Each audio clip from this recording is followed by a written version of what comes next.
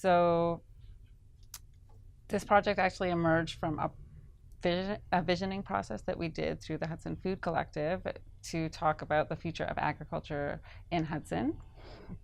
So we had a few speakers and they were kind of an open session for people to come and talk about it. So we first talked about creating a co-op, and then we talked about, we invited Protecteur to talk about land trusts.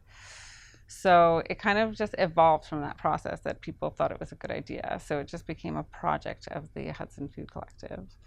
Then, since there was already a land trust project as a working group of the Concordia Food Coalition, it seemed like a good fit to have the arm of the project become a working group.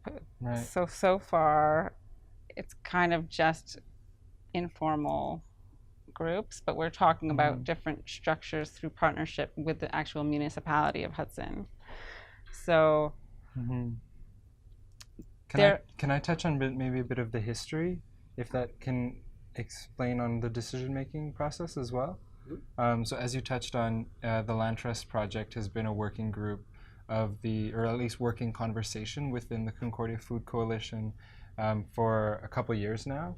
And there's been trial projects that have happened in other pieces of land, but basically it's been Concordia students, members of the Concordia Food Coalition, that have been meeting, talking about how land trusts work and how one could be formed and beneficial in partnership with Concordia. And this project has had its ebbs and flows throughout the year, or throughout the couple of years that we've been working on it.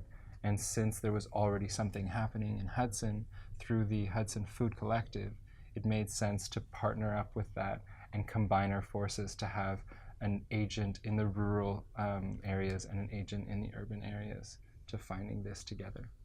And so how that relates to decision-making process is it's been mostly a lot of discussion around how this can happen, and we're in a very preliminary process at the moment. I would say that, yeah, we haven't come to really any big decisions yet that we've had to come by. So our organizational structure has been fairly flexible. Yeah, we're kind of open to, we've kind of been reaching out to different people for partnerships. And so once the land trust is actually formed, we will have a board of directors. And the idea would be to have one member from each of these partnership groups, each of these stakeholder groups, sit on the board to make decisions together. And then there'll probably also be kind of a committee that's more kind of hands-on in the development process.